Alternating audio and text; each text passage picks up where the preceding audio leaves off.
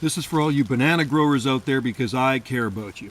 So what we're going to do, we're going to teach you how to winterize Musa basjoo bananas in a northern growing zone. So here on the very north end of Salt Spring Island, we do not protect our Musa basjoo bananas. One thing we do is mulch them with leaves, seaweed, coffee grounds, compost, manure. These canes stay standing all winter, and last year was kind of a crappy winter at -4 degrees Celsius. We had one night of it anyway.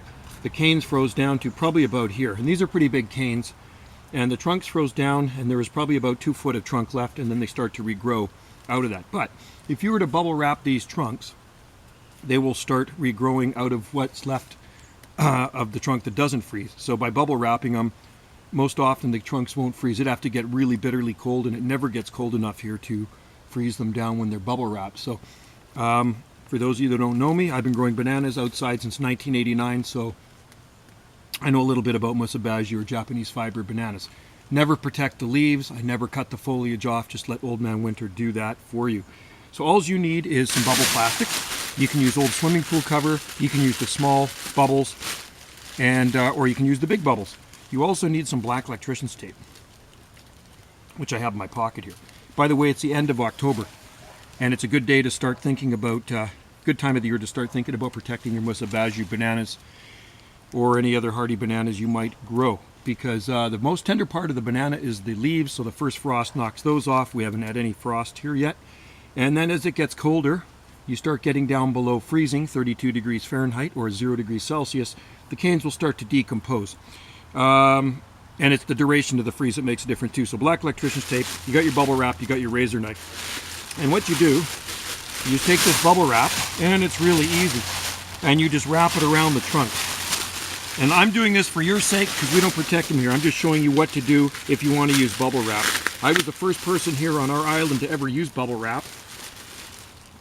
And a lot of people started using it after that because it does work very well. So you get the trunk, and you just wrap it around like this, and you start going up the trunk. Yeah, it is slimy when you take it apart in the fall. I mean in the spring when you take it off, but that's okay. Start from the bottom so it overlaps, and most of the water, and if you get snow, runs off of it. So when the first frost hits these leaves on the top, they are going to fall beside the plants. They're going to turn brown and yucky.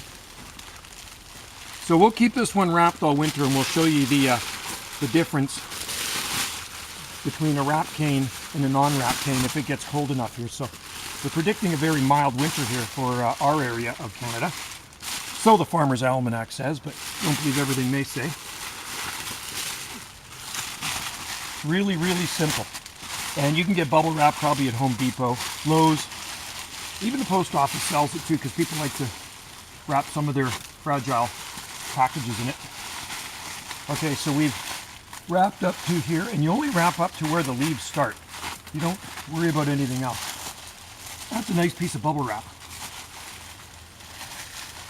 That's about as high as I'm going to go. I just transplanted these ones here a week ago, these bananas. Dug them out of my friend's garden.